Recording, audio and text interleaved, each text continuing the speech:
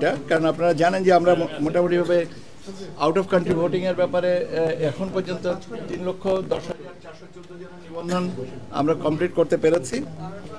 আর পাশাপাশি আপনারা জানেন যে 3 শ্রেণীর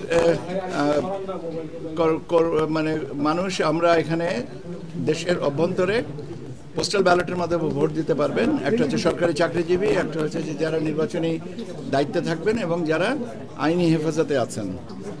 তো এদের জন্যে যে আমাদের অ্যাপ, যেটা আমরা সেই অ্যাপটা গুগল প্লে স্টোর থেকে, যেটা অ্যান্ড্রয়েড ফোন যারা ব্যবহার করি তাদের অ্যাপটা ডাউনলোড এখন করতে পারবেন। আমরা এখনও ওই অ্যাপল স্টোরের যেটা আইফোন ব্যবহারকারীদের ওই অনুমোদনটা এখনও পাইনি, যদিও একসাথে আমরা অনুমোদনটা প্রসেস করেছিলাম, কিন্তু আমরা অ্যান্ড্রয়েড সিস্টেমের যেটা আছে সেটা থেকে আমরা এই ডাউনলোড করতে পারছি।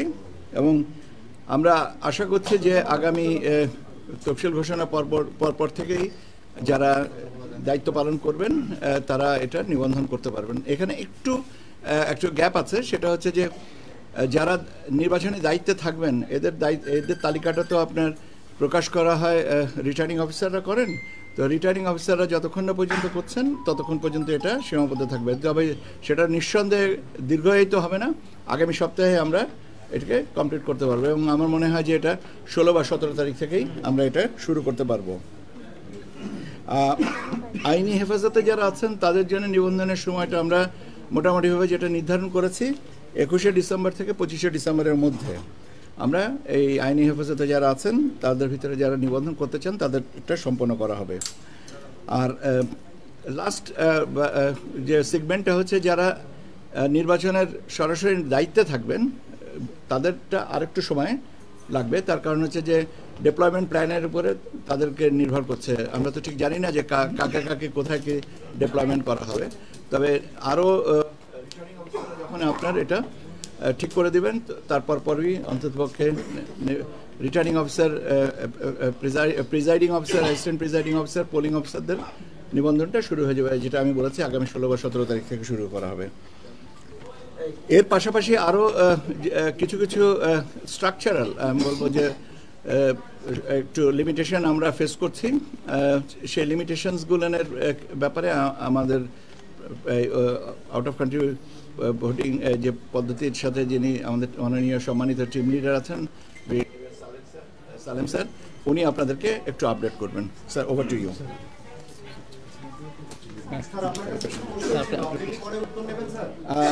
আপনার আচ্ছা বলেন প্রশ্ন।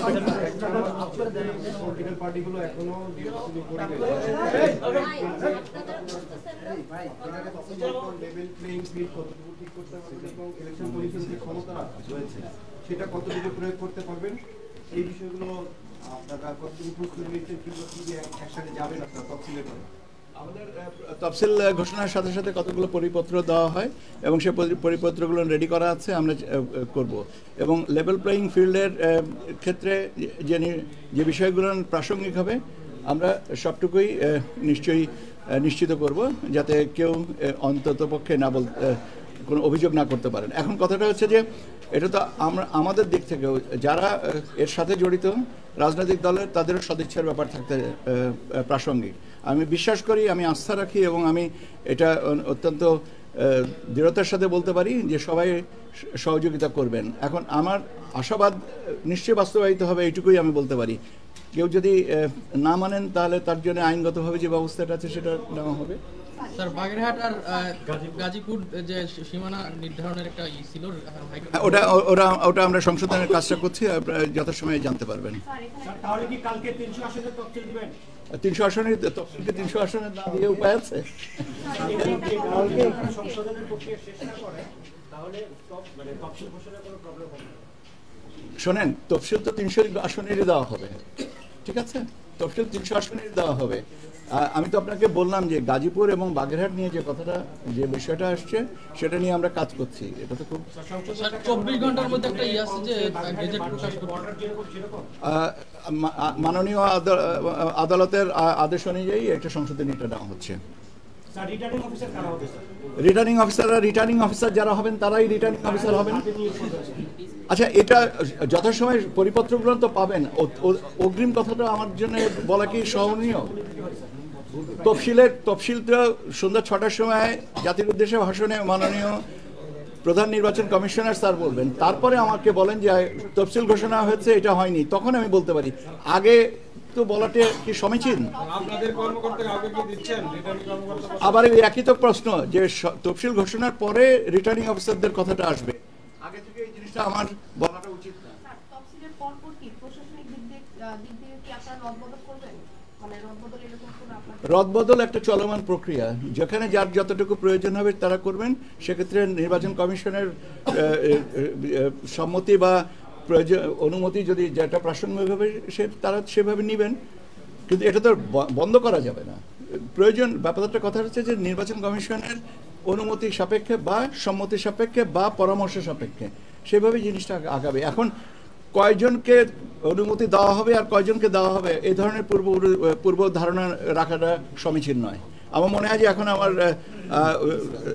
শ্রদ্ধেয় স্যারের কাছে দেওয়া উচিত, উনি বাকিটুকু বলবেন। ধন্যবাদ স্যার। Sir please. ওকে, অনেক ধন্যবাদ স্যার। আমাদের আউট অফ কান্ট্রি ভোটিংয়ের প্রসেস আপনারা নিজে দেখতে পাচ্ছেন। সবচেয়ে বড় সুখবর হচ্ছে আমরা আজ পর্যন্ত এটা বন্ধ করি নাই। অনেক ধরনের ঘটনা ঘটছে যেটা সাইবার জগতে ঘটে, তারপরে আমাদের টিম আইডেন্টিফাই করা, ডিটেক্ট করা, রেসপন্ড করে এগিয়ে যাচ্ছে। আমাদের প্রত্যেক সপ্তাহে 2 দিন বিভিন্ন দেশের দূতাবাস, মিশন প্রধান বা প্রতিনিধির সাথে আমাদের মিটিং হয়। আজকেও আছে বিকাল 5:30টায়। ওখান থেকে ওনারা আমাদের যেই জিনিসটা জানিয়েছেন সেটা আমাদের গর্ব করার কথা সবার। স্বাধীনতার পর থেকে আজ পর্যন্ত প্রত্যেকটা দূতাবাসের সাথে এভাবে সমন্বয় কেউ করে নাই। সো এই যে বিশ্ব পরিসরে বাংলাদেশের ভাবমূর্তি আরও উজ্জ্বল করার পিছনে নির্বাচন কমিশন কাজ করছে সবাইকে সাথে নিয়ে। সো আমাদের সব দূতাবাস, মিশন প্রধান, ডাক বিভাগ, স্ব দেশের ডাক বিভাগ, এমনকি আমাদের জেনিভাতে পার্মানেন্ট রিপ্রেজেন্টেটিভ আছেন, ওখানে ইউনিভার্সাল পোস্টাল ইউনিয়নের হেডকোয়ার্টার অবস্থিত, ওনাদের সাথেও সরাসরি সম্পর্ক।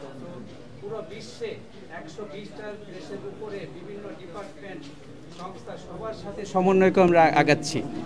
এখানে এখন আপনারা সবাই জানেন যে ঠিকানা সংশোধনের কাজ আমরা 7টা দেশে ওপেন রেখেছি, বাকি দেশগুলা রাখি নাই, বিকজ দরকার হয় নাই। বেশিরভাগ দেশই ঠিকানা ঠিক মতো দিয়েছেন, আমাদের সম্মানিত ভোটাররা ঠিক মতো দিয়েছেন।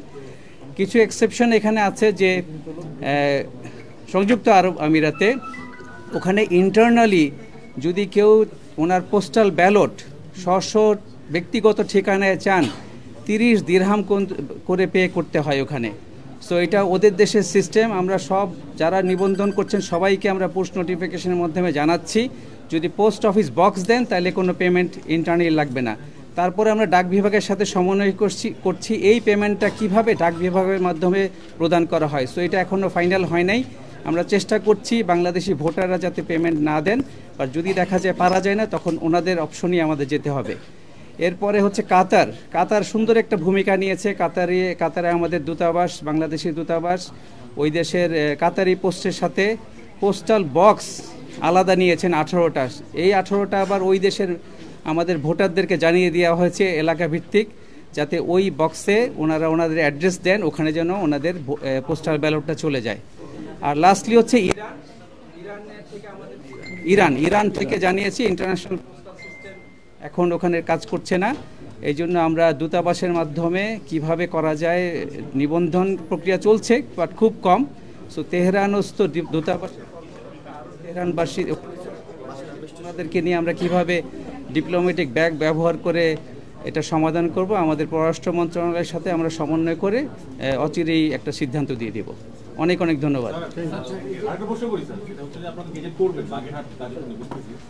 যখন আপনি ব্রিফিং করতেছেন তখন আরেকটা খবর আছে যে ফরিদপুর 4 আসনের ভাঙ্গা উপজেলার আলগি ও হামিদ ইউনিয়নকে ফরিদপুর আসনে যুক্ত করে ইসি গেজেটকে অবৈধ ঘোষণা করেছে হাইকোর্ট।